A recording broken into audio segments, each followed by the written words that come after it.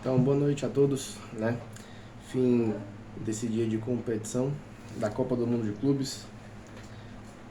E tivemos partidas muito boas hoje e confesso para vocês que estou muito surpreso com o que aconteceu no dia de hoje. Começando por Palmeiras 2 ao Ali 0. Esse jogo não me surpreendeu muito. No primeiro tempo eu senti o Palmeiras um pouco nervoso, mas no segundo tempo já foi muito mais tranquilo. O Palmeiras conseguiu aí mostrar sua superioridade, né? Pode dizer, mas teve sorte, teve gol contra, mas gol é gol. Logo depois, alguns minutos depois, não lembro agora exatamente, eu não anotei esse detalhe. Já fez 2 a 0, teve a paralisação, né, por conta do clima lá, e o jogo poderia ter sido até 3, 4 a 0 para o Palmeiras tranquilamente. E aí vem a primeira, podemos dizer, surpresa do dia, né? Que o Inter Miami venceu o Porto. O Porto começou o melhor jogo, de fato, já fez logo um gol de pênalti. Na verdade, foi a primeira chance do Porto no jogo, fez logo um pênalti. E aí foi o gol do Samu. Mas aí, gente, a gente não pode nunca duvidar do Messi, né? Então eu falei que o Inter Miami não teria muita chance nesse grupo, mas confesso que me arrependi de ter falado isso. O Messi é incrível como ele faz as coisas funcionarem para o time dele. No primeiro tempo inteiro o Porto está muito mais tranquilo, agora no segundo tempo, logo no começo, o Inter Miami empatou com o Segovia. E aí estava assistindo o jogo, eu via faltas. Não é possível que o Messi vai de novo aparecer assim de uma forma como ele apareceu, né? Golaço de falta. E o que mais incrível, para quem joga futebol, ele bate no canto do goleiro. Sabe, ele não se intimida com quem tá lá. Sabe? É incrível, é incrível. Só mesmo o Messi para fazer aquele tipo de coisa. De fato, é o maior jogador do planeta. A gente sabe que ele não joga mais no mesmo nível que antes, até por conta da idade. Mas ele podendo fazer, ele tendo ali um lance de falta, uma assistência, é incrível. É incrível como o Messi resolve o jogo. Estava até comentando com um colega meu que no último lance do jogo teve o camisa 7 do Inter Miami pegou a bola dentro da área, tinha o Messi do lado. Eu pensei, se fosse eu nem tentava chutar, tocava logo pro Messi. Mas ele perdeu o gol, mas no final das contas não mudou muito, né?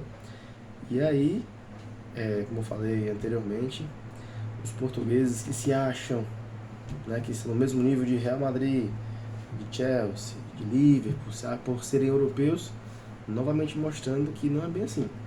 O futebol português não é tão evoluído quanto o restante das ligas tops da Europa. Eles estão lá, eles competem de vez em quando, mas o nível não é o mesmo. O Inter Miami é um time da MLS que conseguiu vencer o Porto. O Porto, depois que tomou a virada, não conseguiu mais nenhuma chance de gol claro. O Inter Miami se dedicou muito na marcação, com certeza, apesar de Suárez e Messi não marcarem tanto. Então, com 8 jogadores ali, se bem que o Suárez se sacrificou bastante hoje no jogo, mas mostra que o futebol português não lança essas coisas não. Eu sei que o Porto esse ano não está tão bem, mas eu já tinha esse pensamento há muito tempo. Os portugueses sempre dizem esse pensamento com o futebol brasileiro, né, que eles estão muito mais evoluídos. E não é bem assim não. A gente viu que eles não estão tão evoluídos assim, e que o Messi, independente da idade, do ritmo que ele joga, não dá para duvidar nada dele. E aí, a grande surpresa do dia. Gente, não vou ser hipócrita, certo? Eu não torci pro Botafogo, eu não torço pro Botafogo. E eu não acreditava nada que o Botafogo poderia vencer esse jogo. Eu até acreditava que o Botafogo pudesse, sei lá, perder de pouco, ou quem sabe arranjar um empate. Mas o Botafogo fez certinho. Os primeiros 10 minutos foi de amplo domínio do PSG, todo mundo viu isso, pressionou bastante, finalizou 3 vezes em menos de 10 minutos. O Dion teve que fazer uma defesa. Porém, no minuto 14, o Botafogo já começou ali a igualar as ações, foi mantendo a posse de bola, né? E apesar de que algumas pessoas comentaram, mas o time reserva e tudo, o time misto na verdade, né? Isso não pode ser usado como desculpa. De fato faz diferença? Claro que faz. Quando o seu time joga com um time misto, você sabe que vai ser um pouco mais difícil. Mas não dá pra dizer que foi só por conta disso. E o Botafogo fez uma coisa que eu falei ontem, que eu falei no vídeo de ontem. Muitas vezes os times brasileiros jogam certinho. Porque assim, a única chance que os times brasileiros têm, de fato, é se defender muito bem e sair em contra-ataques. Uma bola ali, uma bola parada.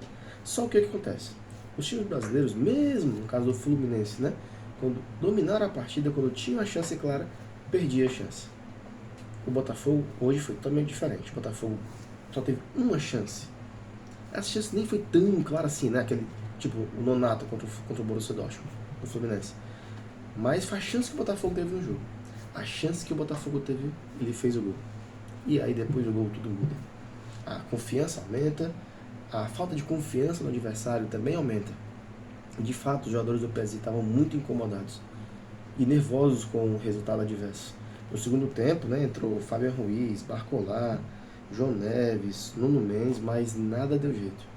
O PSG teve uma chance clara no cobrança de falta, na bola desviada. Se não me engano, foi até o próprio Barbosa que desviou a bola, não lembro bem agora. E o John defendeu. Fora isso, nada demais. Nada demais, nada demais mesmo. O Botafogo ficou firme na sua defesa, não deixou passar nada. E o que mais me surpreendeu, de fato, é que ontem eu falei pra vocês que o que eu fiquei preocupado foi que o Seattle deu muito trabalho pra defesa do Botafogo.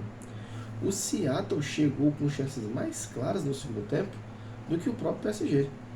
E o Seattle fez um gol no Botafogo. Tudo bem que estava 2-0, diferente, claro. Mas o PSG não conseguiu vazar a defesa do Botafogo. Então, assim, estou surpreso por esse resultado. Fico feliz também porque prova que talvez, né, quem sabe o time brasileiro possa, se não ser campeão, mas chegar mais longe do que imaginávamos. Mas ninguém acreditava nesse tipo de... Especialmente Botafogo, porque pegou um grupo muito difícil. Por tristeza, né, por azar, mesmo vencendo 2 partidas, o Botafogo não está classificado. Ele pega o Atlético de Madrid, que ganhou hoje 3-1 no Seattle.